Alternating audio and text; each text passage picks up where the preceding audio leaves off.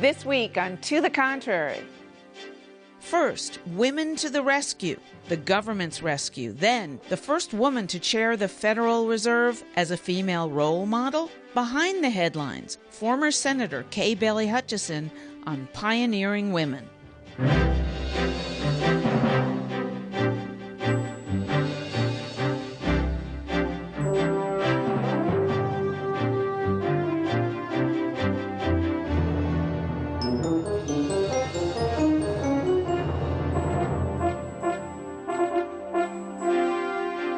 I'm Bonnie Urbay. Welcome to the Contrary, a discussion of news and social trends from diverse perspectives. Up first, are women the only adults in the U.S. Senate? If President Obama and Congress want to avoid another government shutdown come December, they would do well to get more women in the room. Women senators were the driving force behind the compromise ending the government shutdown. Susan Collins of Maine, a moderate Republican, took the lead with a bipartisan proposal that became the centerpiece of the final legislation. Maryland Democrat Barbara Mikulski and two other Republican female senators, Lisa Murkowski and Kelly Ayotte, joined in the bipartisan effort. Nearly half who negotiated the bill's details were women, and it all reportedly began with a gathering of most of the 20 women senators at the offices of New Hampshire Senator Jeanne Shaheen. So, Megan Beyer, have women finally arrived in Congress? Did they have the power to get us through the next set of deadlines that come up in 60 days? Absolutely, like the cavalry, they arrived. And I'm with Senator John McCain, who said, I wish we had 50 of them. Look at Senator Collins.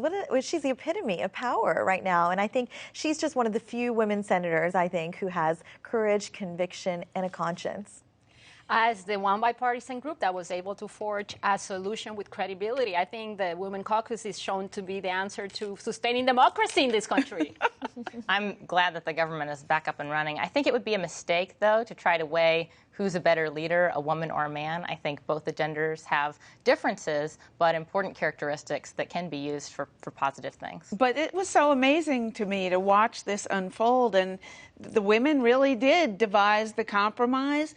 They pushed it through. Absolutely. I mean, I think that's a strength. And you would think men would be embarrassed to even let them come forward that way. I think that's a strength that women tend towards. I think it's wrong to apply sort of gender stereotypes universally, but absolutely I think women are more relational. I think we're more collaborative in business. HR consultants. Why? But wait a minute. Why is that? Is that because of testosterone? I think it's an innate thing. I think it's a natural difference. Go for the jugular? But in this case, I differ from you. In this case, they actually showed that they made the difference, that men were fighting with each other. They were unable to come together, to come with a sensible compromise that people could take seriously. And we're the women who were meeting for a year or more from both parties that established an agenda every time they met to come together for common causes and purposes that were able to overcome the partisanship that the Congress is living right now.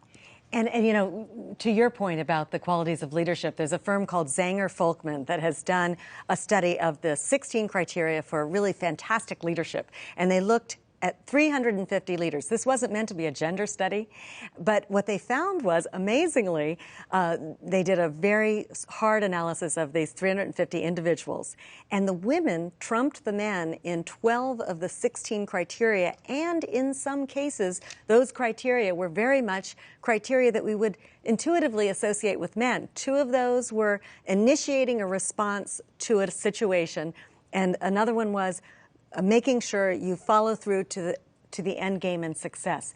Women actually were better in those two criteria, and that's what we saw in Congress. But why is it that, now I don't mean to pin this on you guys, but you are Republicans, so explain to us, nonpartisan, okay, conservative. Right, that's better.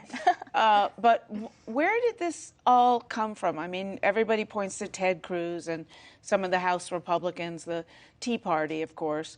But why were essentially 30 guys in the House able to hold the rest of Congress hostage? Was it because they were these right-wing political action funds were telling them, if you don't hold the line on this, toe the line, we are going to fund a more conservative candidate in your primary and you'll get knocked out of the House? Look, there's some element of that, and I think you're right. I think there is some of we're worried about our reelection, but there is a fair amount. There is this segment in the House that really believes in this. They really saw this as their last stand, their last opportunity to do something to Obamacare, which they thought was very detrimental, and I think will be in many ways. We see that the society is not really ready for Obamacare in many ways. With its launch came missed deadlines and failures and glitches with the opening of the exchanges right in the middle of this shutdown.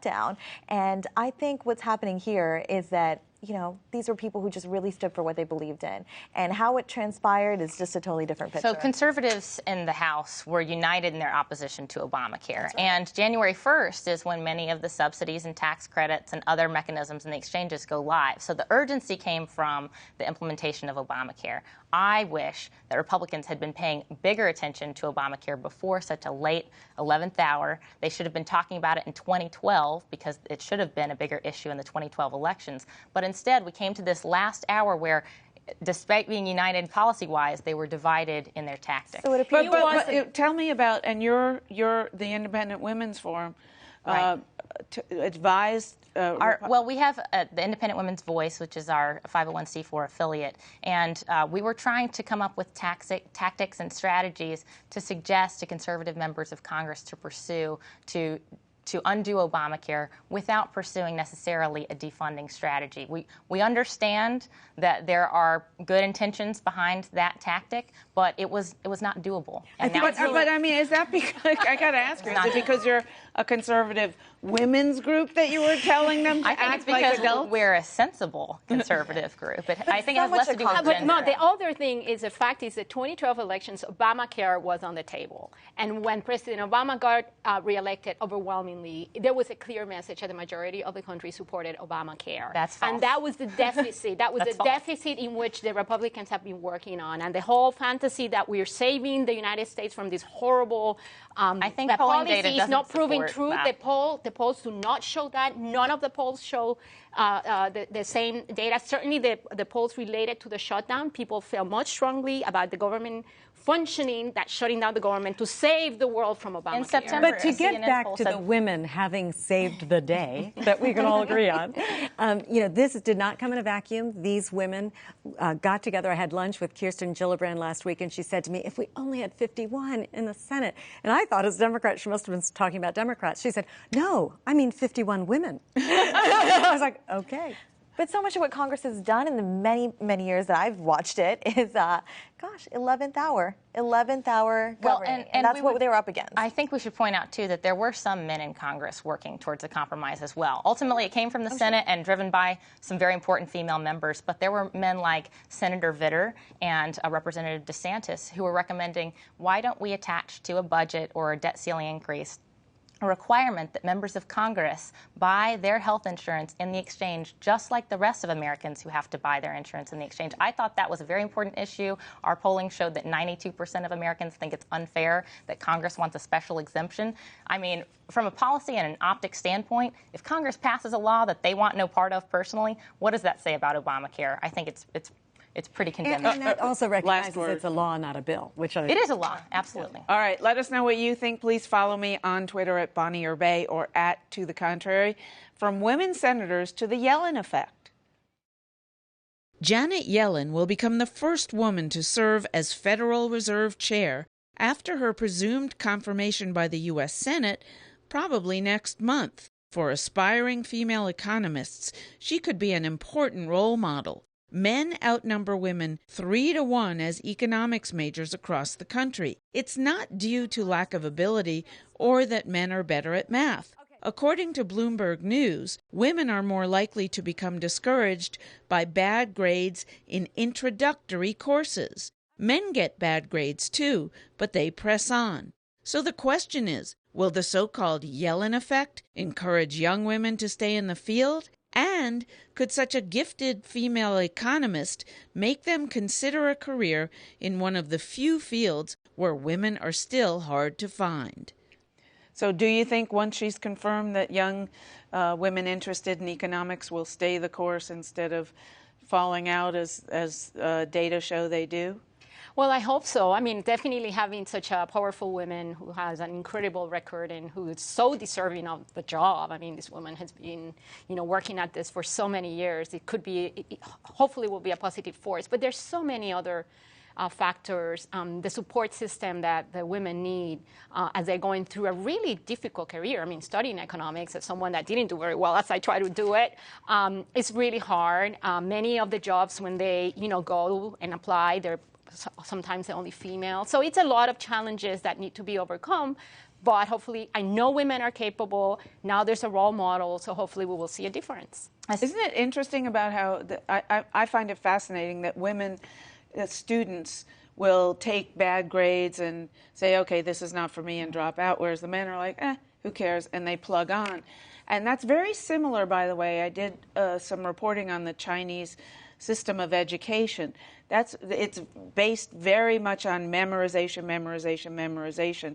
And it's supposed to teach you a life lesson that nobody gets it right at first. You're supposed to fail, and you're supposed to overcome adversity. Why don't we teach and that's how they teach them to go through life. Why don't we teach our young women that about economics? And it's funny because that is the way a lot of European countries see America, that we're the land of redemption. That you have a resume of a senator and, his first company failed, or he lived out of a car. And, that's like our badge of glory, that he really failed and he really came back. And I hope that women will begin to buy into that resilience. I think one of the reasons that they don't is that in the case of Janet Yellen, for example, when you saw the social media respond when it was then Summers or Yellen, and you read all the comments, well, I think she sounds fine, but she doesn't have the virility that's required to do the job, and she doesn't have enough testosterone, and people might not accept her because she's not in their comfort zone. The great thing about social media is you hear what they're actually thinking. And, there are people who don't realize they're not supposed to be saying these things. And I think that seeing is believing. Once you start seeing women in these roles, then you don't slide off that pole. You have adversity, yes, but someone has made it before, and you're going to try. I remember as a child, Sally Ride being the first woman astronaut to really be well known, and an amazing woman, super incredibly smart. And that was important to me. I played a childhood game made by Mattel called We Girls Can Do Anything. And I've really grown up believing that. I think my generation of women doesn't take a victimhood mentality. We believe we're in control of our own destiny. But it does have something to do with confidence. As you mentioned, the bad grades. I saw another study where women and men were presented with a test. And the test giver said, you may have heard that women score more poorly on some mathematics tests. This test, that is not the case. With this test, that is not true. Was it a different test? No. They simply told the women ahead of time that women are scoring just as well as men on this test, and that apparently it gave the test takers some confidence. Amazing, amazing. Well, women have to help women, and I think that's got to be true of everything. There's so many STEM programs coming up across the nation. More women are encouraged to become programmers and coders, so why not become economists? Janet Yellen is going to be a great, I think, role model. I don't fully agree with her views of how to run that Fed, but I'll tell you, I think it's going to be a good thing. And Hillary Clinton, again, somebody who's not on my side of the aisle, but I can say fully she's someone who is an inspiration. I think Janet will also be the same. What about Christine Lagarde? I mean, she's been at the IMF now for a while. Very lovely. And she, unlike Yellen, she's a French fashionista, and she is just tough. Yellen seems like a really nice person. You might, I hate to say it, be able to push around a little bit, but Lagarde. Well, actually, of Yellen, they say exactly the opposite. That she looked really calm, and when the moment comes, she's the strongest person in the room and willing to say things nobody else is willing to say, and she has an impeccable record. But I'm just saying about Lagarde, have young women been influenced by her? Because she has talked publicly about being a woman, and she said she had to grit her teeth sometimes and put up with mistreatment, but she didn't let it set her back. But let me tell you what's just as important as having the women see that women can do it is having the men see that women can do it. And there's no better woman in the world of finance than Christine Lagarde on that score. I have been to Davos the last 4 years, the World Economic Forum, and Christine Lagarde is fabulous. And they listen to everything she says. The room goes hushed when she starts to speak. And it's a sea of men at that World Economic Forum. And she has great respect, great credibility, and just this year, for the first time, she started talking about gender. and saying, you know, you all have got to start putting more women on your boards because you need a diversity of opinion. And studies like those at Credit Suisse, at Pepperdine, at Bain, you know, not feminist organizations, have, you know, told you objectively that if you have this diversity, your leadership will be more profitable. All right, behind the headlines, and thank you for that, Megan. Pioneering Women of Texas. We interviewed former Republican Senator Kay Bailey Hutchison about her new book, Unflinching Courage. But we also wanted to point out one major Texas newspaper this week bemoaned her absence from the Senate and her replacement, Republican Ted Cruz, who led the Tea Party-driven shutdown. Back to her book, which examines the lives of important women in Texas history. She says their spirits live on in Texas today. These were 19th century Texas women who put their stamp on Texas because they were genteel Southern girls who had grown up in luxury. And they came to Texas with their husbands, generally to seek the land, the free land that was given to people who would be willing to settle it. That was what drew the early settlers. And they faced these harsh conditions for which they were not prepared, but they faced these conditions with unflinching courage. Women such as Jane Long and Margaret Houston played a key, albeit underappreciated, role in shaping Texas. Before becoming a state, Texas was an independent nation. Being a republic certainly has made Texas unique. We're the only state that came into the nation as a nation. Part of the pioneering spirit is independence, and I think that that is a strain that runs through Texas. I think you see it in a lot of the political figures that have come out of Texas. Barbara Jordan, Ann Richards, myself, but also the present two senators. Her praise is nonpartisan. The two current senators Hutchison refers to are Republicans. Barbara Jordan, a pioneer in civil rights and a member of the House of Representatives, and Ann Richards, the second female governor of Texas, were both Democrats. Hutchison was acclaimed while in the Senate for her ability to work across party lines. As our conversation moved from her book on Texas history back to the present day, Hutchison bemoaned the current divisive climate in Washington. It's very divided, and you don't see as much bipartisanship as when I first was in the Senate, that's for sure. But I do think that people are looking for more bipartisanship because that's how you get things done. You've got a Republican House, a Democratic Senate. You're not going to really make progress if you don't have some cooperation. Former Maine Republican Senator Olympia Snowe recently told To the Contrary she believes open primaries could be one cure for extreme partisanship. Hutchison supports the idea. I think looking at our primary system would make a difference in the kind of candidates that would come forward. I won my first election in an open primary because it was a special election. A lot of the states have special elections that are more open like that. And I think it's worked fine. So I think looking at our election and electoral system certainly is one way that we could affect the kind of candidates that come forward that would have a significant impact on the partisanship. One of the keys to fixing Washington, Hutchison says, is ensuring the continued inclusion of women. She cites Alexis de Tocqueville, a French political historian who visited the U.S. in the 18th century and wrote Democracy in America. He wrote about the superiority of American women. He saw it back then that they were people that spoke their minds and the men listened to them. It was a respect that he thought was phenomenal. And he said it was the most important reason that he thought the success of democracy in America, even though women couldn't vote at the time, could be attributed because they were an equal part of society and they were making a mark. And I wanted that to be a part of our history.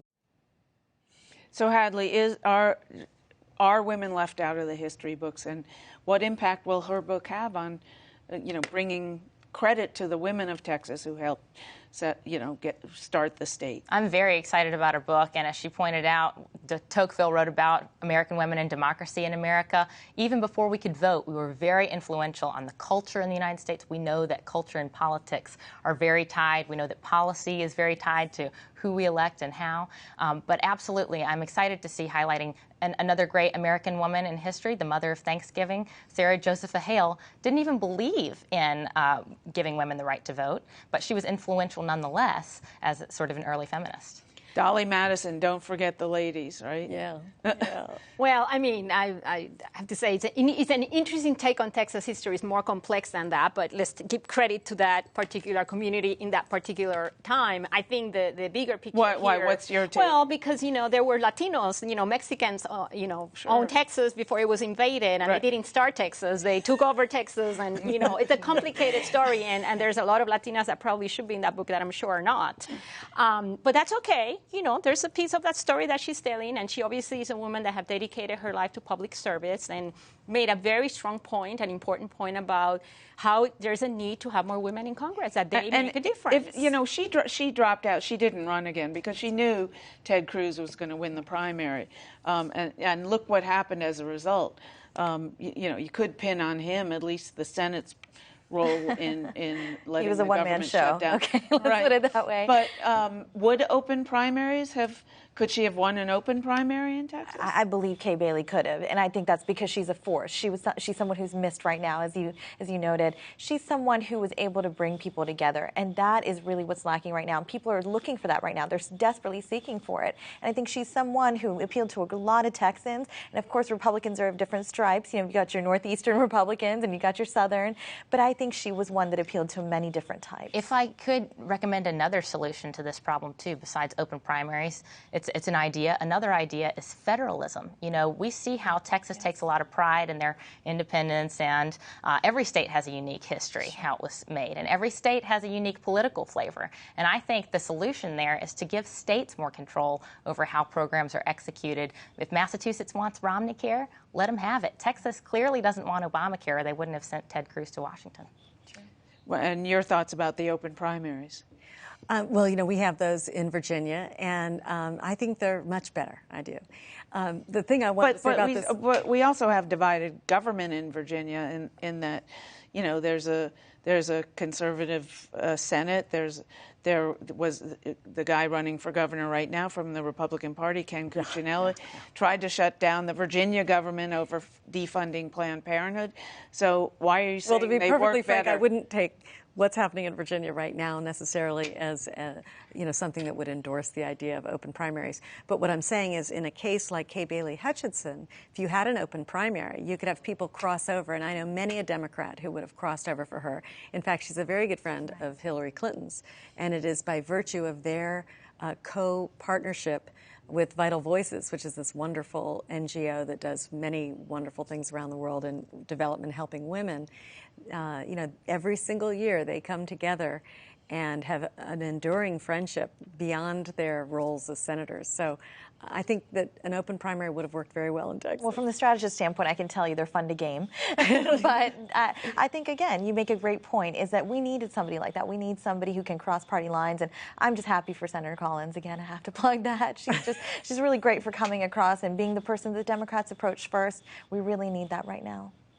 And what about, will open primaries help diversity, do you think? Oh, absolutely. Absolutely. Although, I would say, the gerrymandering issue is very central to the issue of diversity and is being discussed very much as to why the Tea Party have had so much control over the House of Representatives, because these members really come from districts that are so heavily Republican that they can say all these crazy things. They can follow strategies that are not supported by the majority of the country, and they still very strongly supported by their constituents in the district. So open primaries, I would imagine it could be helpful, but more important, I think, redistricting in a way that reflects the society at large and not the interests of the political parties, which would be even better. All right, that's it for this edition of To the Contrary. Please follow me on Twitter at Bonnie Urbay and at To the Contrary, and visit our website, pbs.org/To the Contrary, where the discussion continues. And whether you agree or think to the contrary, please join us next time.